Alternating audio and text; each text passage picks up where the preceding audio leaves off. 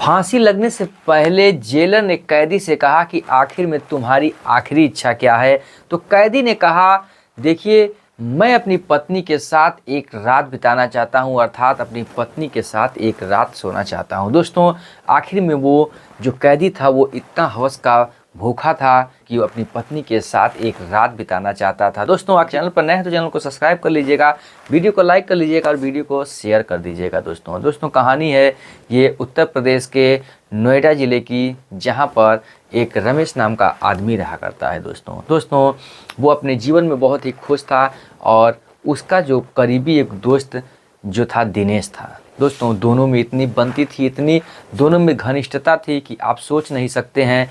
दोनों लोग अपने लंच टिफ़िन एक साथ ही खाया करते थे, स्कूल में एक साथ ही जाया करते थे, दोनों लगते थे कि सगे भाई ही हों। दोस्तों इतना ही उन लोगों में पड़ती थी। धीरे धीरे उनका बचपन बीतता है, धीरे धीरे वो जवान हो जाते हैं। फिर जो दिनेश की जो होती है वो शादी हो जाती है और दिनेश जो है वो फिर अपने जीवन में वो जो है कि गुथ जाता है। उसकी पत्नी आ जाती है, धीरे धीरे वो अपने जो पारिवारिक संबंध के में घुल मिल जाता है और उस पर पारिवारिक दबाव आ जाता है। तो कमाने के लिए वो फिर दिल्ली पास के ही शहर में चला जाता है। वहाँ पर जाकर वो काम करने लगता है, कमाने लगता है, कुछ पैसे भी पाने लगता है और धीरे धीरे उसके 2 बच्चे भी पैदा हो जाते हैं।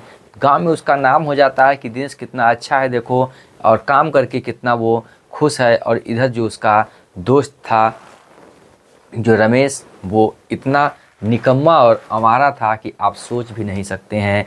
गांव में पूरा थू-थू था कि इसका जो दोस्त था वो दिनेश कितना अच्छा जो है कि आदमी बन चुका, और रमेश एक गांव का आवारा गलियों का गुंडा बन चुका है, दारू पीता है और इसे कोई शादी भी कैसे कराए और किस प्रकार से हो, इस प्रकार से उसकी शादी भी नहीं हो रही थी। दोस्तों गांव में कभी कभी फ़ोन जो दिनेश था वो कर देता था रमेश के पास, तो बहुत ही बातें हुआ करती हैं और धीरे धीरे उसका समय गुजर रहा था।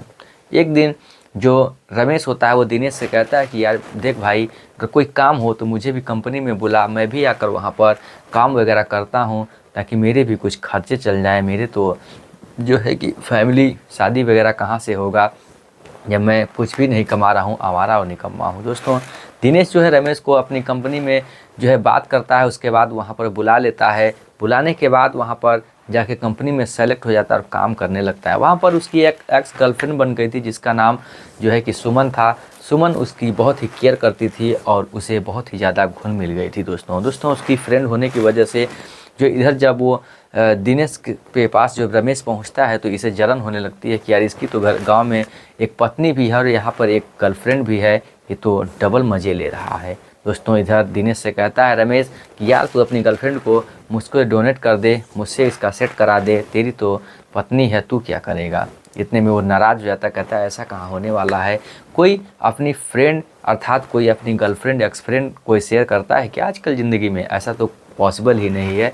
दोस्तों कुछ चीज़ से चिढ़ हो जाती है। ऐसे हंसी मजाक में धीरे धीरे एक दिन जो होता है सुमन को ये दिनेश जो है, जो रमेश है, वो छेड़खानी कर देता है, अर्थात उसे छेड़ देता है, उसे जो है कि डेट पे बुला लेता है। दोस्तों बहुत ही फटकार लगाती है, मैं उस प्रकार की लड़की नहीं हूँ। इसे जो है कि जलन सी हो जाती है, इसे गुस्सा लग जाता है। फिर ये धीरे धीरे काम का सिलसिला इन लोगों का चलता रहता है, कंपनी में काम करते हैं। लेकिन इधर जो दिनेश होता है वो इतना निकम्मा, जो रमेश होता है इतना निकम्मा लड़का होता है, इतना जलन और इतना इसका बिहेव ख़राब था। लेकिन दिनेश ने उसे बुलाकर कंपनी में काम लगवाया था, उसके साथ वो रह रहा था। बर्थडे पड़ता है, बर्थडे पर बहुत सारी व्यवस्थाएं करता है और दिनेश से कहता है कि यार क्यों ना सुमन को भी बुलाया जाए, बर्थडे का माहौल ही कुछ अच्छा हो जाएगा। दारू बियर का इंतज़ाम करता है।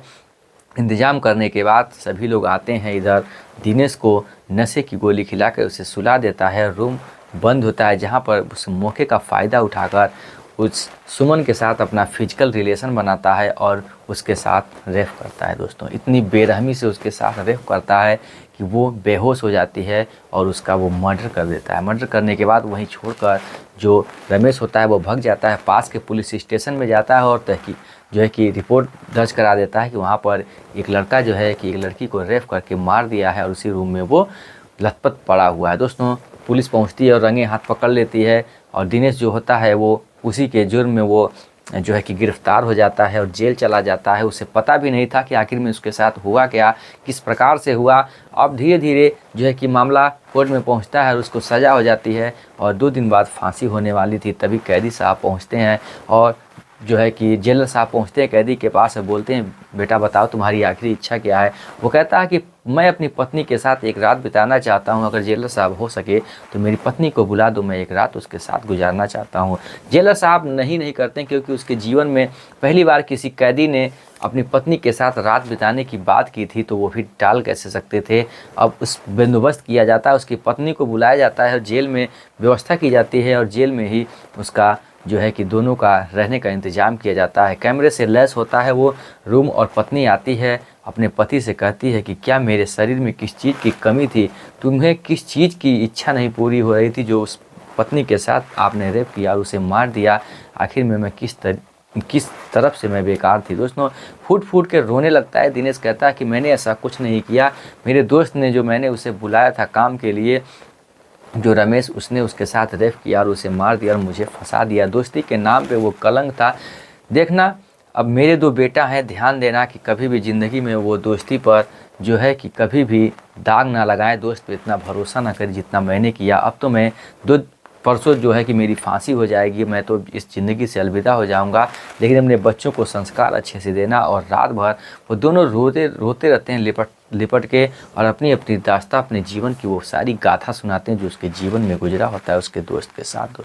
दोस्तों आंसू से भरी रात होती है, वो दर्द भरी कहानी जेलर साहब कैमरे की तरफ से देख रहे थे। दोस्तों उनके भी दिल में जो है आंसू भर जाते हैं और वो भी अपने आप को रोक नहीं पाते हैं। उस फुटेज को जो है कि आगे राष्ट्रपति महोदय और बड़े अधिकारियों से मांग करते हैं। उसके बाद फिर से उस केस की तहकीकात जांच होती है, फांसी को स्टॉप कर दिया जाता है और केस में सीबीआई क्राइम ब्रांच बैठती है। उसके बाद आरोपी को सज़ा जो है कि दी जाती है, आरोपी को ढूंढा जाता है और उसे फांसी के फंदे पर लगाया जाता है और मेन आरोपी को जो है सज़ा दी जाती है। दोस्तों कहानी सुनाने का हमारा उद्देश्य आपके भावनाओं का ठेस पहुंचाना नहीं है या किसी भी प्रकार से टाइम पास करना नहीं। हमारा उद्देश्य ये है कि दोस्तों कभी भी किसी भी अपने दोस्त पर इतना भरोसा ना कीजिए कि अपने जान से भी ज़्यादा भरोसा कर लिया जाए दोस्तों, क्योंकि दुश्मन मिले 1000 लेकिन मिले ना मतलबी यार। दोस्तों आपने कहावत ज़रूर सुनी होगी, तो इसलिए आप भी अपने दोस्त से ज़रूर ही होशियार रहिए ताकि कहीं भी आपको भी किसी राह पर धोखा ना मिल सके। दोस्तों